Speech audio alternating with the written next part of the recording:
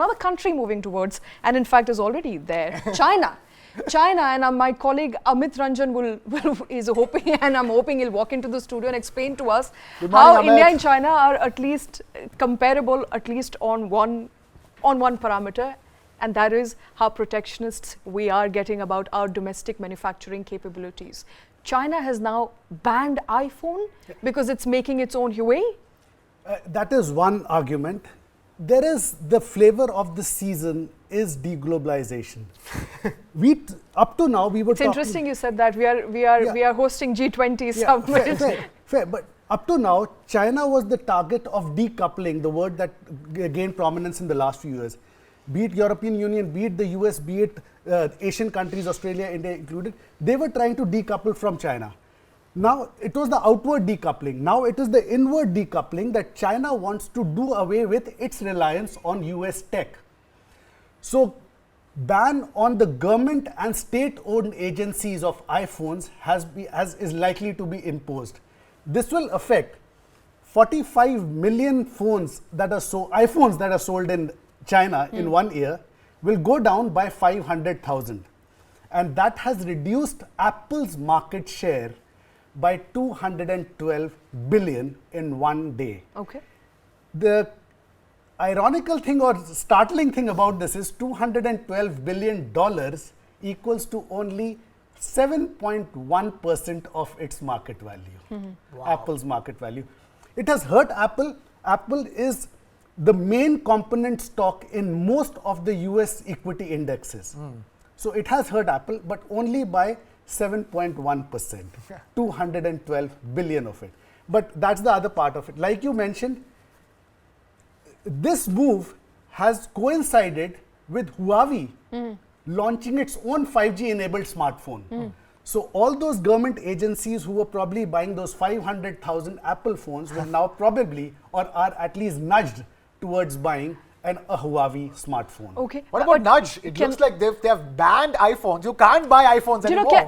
And I must say, I mean, you are saying the impact is insignificant. If the shares go down by as much as 7%, that is significant. It is significant, but 212 billion and 7%.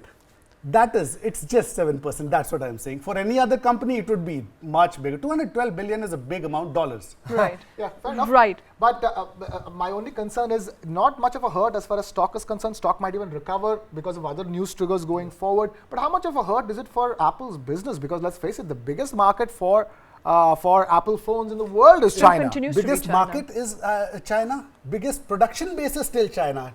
For all the news of it coming out, but that will take time. Something that they have developed established over the last 2 decades, right? To shift out of China, whether to lock in stock to India or all the other ASEAN I'm talking about the revenue hit for Apple, because I'm guessing the 7% hit is also based on the fact that Wall Street analysts are estimating a certain amount of big revenue hit when you get banned from China. Yeah. The numbers, at least it is the 500,000 phones that they were expected to sell to government agencies, iPhones. So this is only the government contract where it's been banned from. Private individual in China will be able to buy iPhones anywhere. Right. They're in the market. They're not being thrown out of the market. The government agencies and the state agencies are not buying them. Okay, but a government push and a state push, and we're talking about a country like China, the moment government starts pushing for something, people are inclined to follow. Probably in China, maybe not anywhere else. Right. But see, China market is 45 million per year of iPhones. Minus 500,000 is not that much. It's 44.5 million. 44.5. There you are. So it is still a small come down. But as you say, probably in China people will follow. Maybe in other countries they won't follow so much. And you know, since we're talking about why this has happened, and one of the triggers, as you said, is China's Huawei launch, and China wants its government agencies, the government, people working within the government to perhaps use a Chinese-built phone as opposed to use perhaps a US-built, which again is not true on technical levels because iPhones are being built in China. But essentially, I think this is the soft war or a soft war that is ongoing between US and China as far as tech is concerned, tech prowess is concerned. China realizes that the whole world, because of whatever it has done politically, is trying to decouple away from China. It has to take measures to protect itself. It knows, like India, it has a huge consumer base. It can take care of itself. Okay. So it wants its products to compete with the best in the world. Therefore, Huawei against Apple.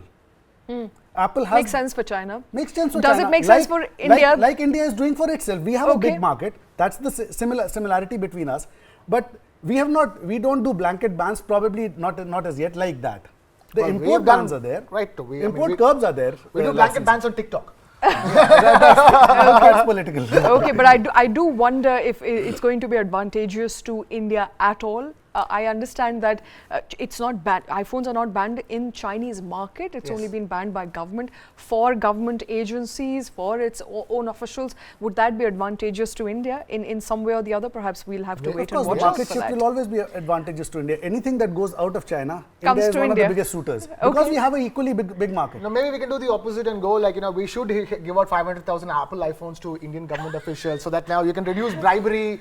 So many government officials who like buying their iPhones can't have the salaries Can't tap into their phones. More safe, more secure. Yeah, more safe, more secure. Government information can be kept, more protected in iPhones. Maybe it's a good idea that, what say, Amit? Yes. For consumers of iPhones, there is just a vote of caution from my side. Yes. If you are shifting factories and manufacturing facilities out of one country, there's a cost involved. So in the immediate term, the cost of iPhones may just go up.